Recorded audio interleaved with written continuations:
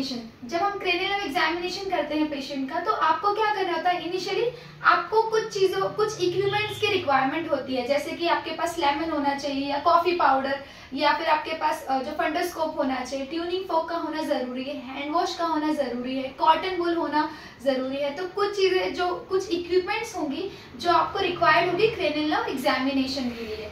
और cranial nerve examination करने से पहले आपको पेशेंट्स को इंस्ट्रक्शंस देने होते हैं कि आप करने क्या वाले हैं।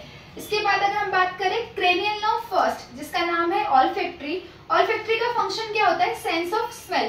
सो ऑब्वियस सी बात है कि हमें कुछ ऐसे इंग्रेडिएंट्स बोल सकते हैं या कुछ ऐसी चीजों का यूज करना होगा जिससे कि पेशेंट को क्या, वो सेंस ऑफ स्मेल का वो हमें रिकॉग्नाइज करके हमें बता पाए। तो पेशेंट की जो पोजीशन होगी वो सिटिंग होना चाहिए, आई शुड बी क्लोज, और हमें क्या करना होगा, पेशेंट को कुछ ऐसी चीजें आपको उसको क्या करवानी होगी, स्मेल करवानी होगी, जिससे वो डे टू डे लाइफ में एक्चुअली उससे फेमिलियर होगा। जैसे कि हमारा ऑरेंज हो गया, कॉफी हो गया, विनेगर पाउडर हो गया, इस तरीके के अगर मान लो पेशेंट को जब आप स्मेल करवाते हो, पेशेंट की आईज क्लोज रहती है और पेशेंट आइडेंटिफाई कर पाता है, दैट मीन्स जो उसकी ऑल्फैक्टरी नर्व है वो क्या है, इंटैक्ट है और उसमें कोई भी प्रॉब्लम नहीं है।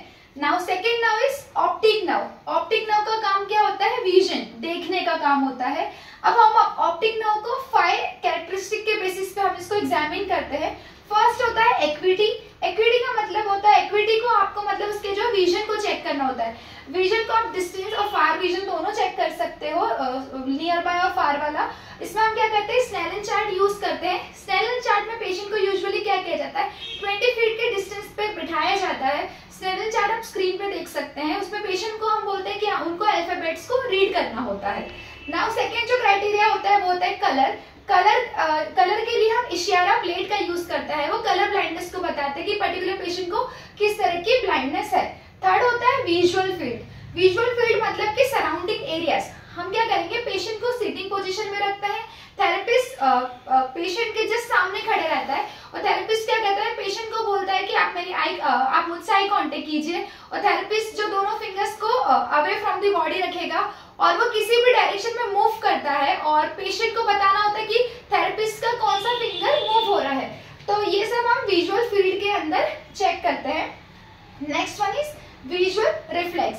विजुअल रिफ्लेक्स में क्या होगा, पेशेंट सिटिंग पोजीशन में होगा, थेरेपिस्ट क्या करता है, अपना हैंड वेंट्रिकल जो होगा वो प्लेस करेगा पेशेंट के नोज के सिमिलर, और उसकी जो एक आई होगी हम उसमें क्या करेंगे, पेन टॉर्च को दिखाते हैं। पेन टॉर्च से क्या होगा कि जो पेशेंट की प्यूपिल क्या होना चाहिए, कॉन्स्ट्रिक्ट होना चाहिए। अगर कॉन्स्ट्रिक्ट होती है दैट मीन्स नॉर्मल है, पेशेंट का जो विजुअल रिफ्लेक्स है क्या है, वो नॉर्मल है।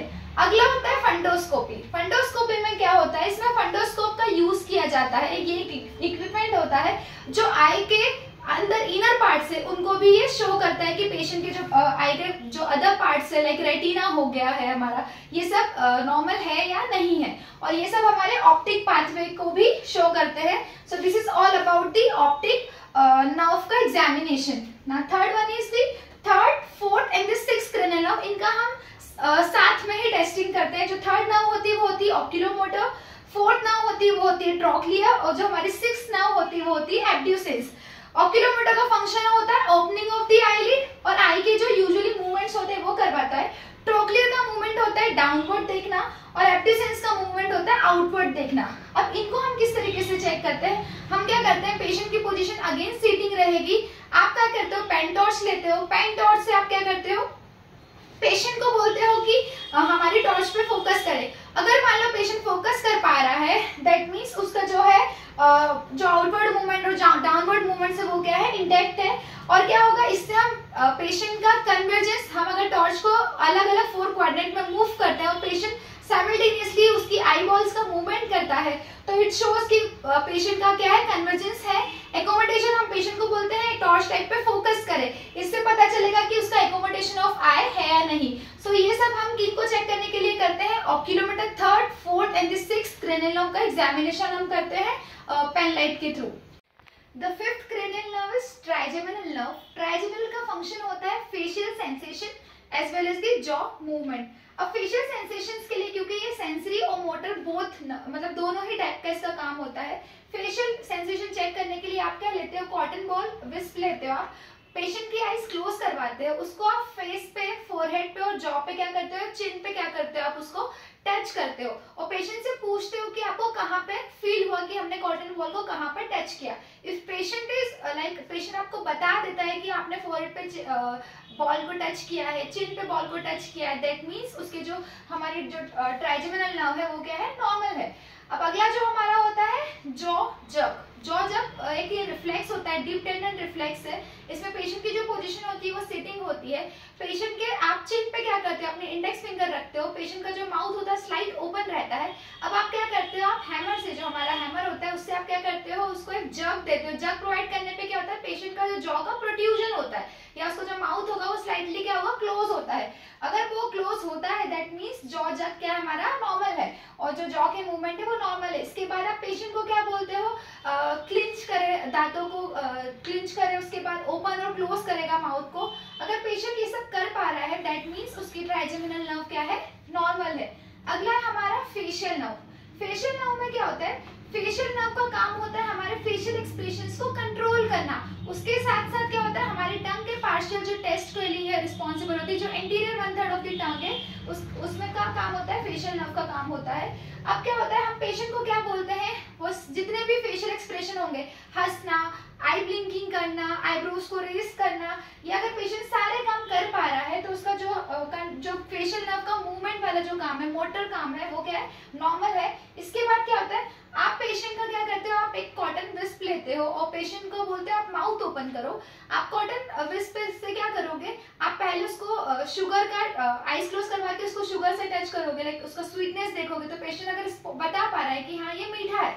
इसके बाद आप सॉल्ट से टच करते हो, उसके बाद आप लेमन से टच करते हो। अगर पेशेंट स्वीट, सॉर और बिटर तीनों अगर टेस्ट बता पा रहा है दैट मीन्स फेशियल का जो सेंसरी वाला पार्ट है, जो एंटीरियर 1/3 ऑफ टंग को सप्लाई करता है, वो क्या है, नॉर्मल है। Next moving further for the 8th cranial nerve, जिसका नाम है वेस्टिबुलोकॉक्लियर। वेस्टिबुलोकॉक्लियर का काम क्या होता है, यूजुअली हमारे जो इनर ईयर का काम क्या होता है, इक्विलिब्रियम और बैलेंस का काम होता है। और ये हियरिंग के लिए रिस्पॉन्सिबल भी होता है। अब हियरिंग के लिए अगर हमें देखना हो तो पेशेंट क्या होगा, सिटिंग पोजीशन में रहेगा। थेरेपिस्ट क्या 20 फीट अवे खड़े रहता है पेशेंट से और पेशेंट थेरेपिस्ट क्या करेगा, कुछ भी साउंड्स के मिमिक करेगा, कुछ भी साउंड्स उधर से वो क्रिएट करेगा। अगर पेशेंट ऑडिबल है, पेशेंट सुन पा रहा है पेशेंट के लिए, तो दैट मीन्स उसका जो वेस्टिबुलोकॉक्लियर नर्व है क्या है, वो नॉर्मल हो सकता है। उसके बाद हम चेक करते हैं रॉम्बक टेस्ट। रॉम्बक टेस्ट यूजुअली बैलेंस के लिए चेक किया जाता है। इसमें क्या होता है, रॉम्बक टेस्ट में पेशेंट को स्ट्रेट खड़े होना होता है, उसके जो फिट टुगेदर होते हैं, arms by the side of the body होती है, आई शुड बी क्लोज होती है। पेशेंट को हम बोलते हैं इसी पोजीशन में वो अपने आप को 30 सेकंड टू 1 मिनट के लिए खड़ा रखे। अगर पेशेंट एबल होता है कि बिना मूव किए खड़े रहता है, अपना बैलेंस को वो क्या करता है, बैलेंसिंग में खड़े रहता है, तो उसका मतलब है कि उसकी जो वेस्टिबुलोकॉक्लियर नर्व है इट शुड बी नॉर्मल।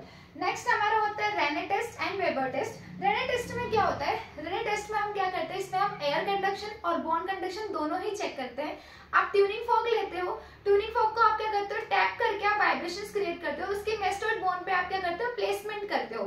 अब आपने क्या किया, जब पेशेंट को वाइब्रेशंस आने बंद हो गए, पेशेंट को साउंड सुनाई देना बंद हो गया, उसके जस्ट बाद ही आप ईयर के साइड में रखते हो और पेशेंट को अब क्या हो रहा है कि यहाँ पर सुनाई दे रहा है, उसको एयर कंडक्शन सुनाई दे रहा है as compare to bone conduction. इसका मतलब है कि जो पेशेंट का है रेने टेस्ट क्या है, नॉर्मल है। पहले आपने क्या किया, मेस्टोइड बोन पे आपने प्लेस किया, यहाँ पर वाइब्रेशंस आना जैसे ही बंद होते हैं उसके बाद आपने ईयर के फ्रंट पे रखा। अब वो यहाँ पर वाइब्रेशंस फील कर पा रहा है, इसका मतलब उसका एयर कंडक्शन अच्छा है as compare to bone conduction.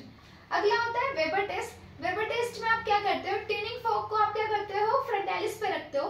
Frontalis पे रखने के बाद अगर पेशेंट को दोनों ही side equal conduction, equal vibration सुनाई देते हैं, इसका मतलब है उसका वेबर टेस्ट क्या है, नॉर्मल है। So this is all about the vestibulocochlear nerve. Next is glossopharyngeal nerve. Glossopharyngeal nerve का काम होता है partial sense of the taste, means posterior जो टंग का पार्ट होगा, पोस्टीरियर 1/3 टंग का, उसका काम होता है वहां का सेंसेशन चेक करना।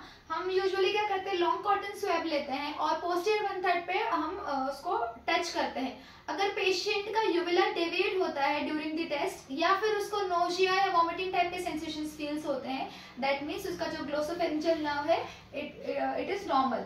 Next is 10th cranial nerve, that is vagus nerve. Vagus nerve का काम होता है फेरिंग्स का मोटर सप्लाई करना, पेरिस्टालसिस मूवमेंट करवाना, हार्ट बीट को कंट्रोल करना। अब हम वेगस नर्व को चेक कैसे करते हैं? वेगस नर्व को चेक करने के लिए आपको क्या करना होता है, पेशेंट का आपको टेस्ट करने के पहले, एग्जामिन करने से पहले पेशेंट का माउथ ओपन करवाना होगा, पेशेंट का यूविला चेक करना होगा कि जो यूविला होगा वो सेंट्रलाइज है या नहीं है।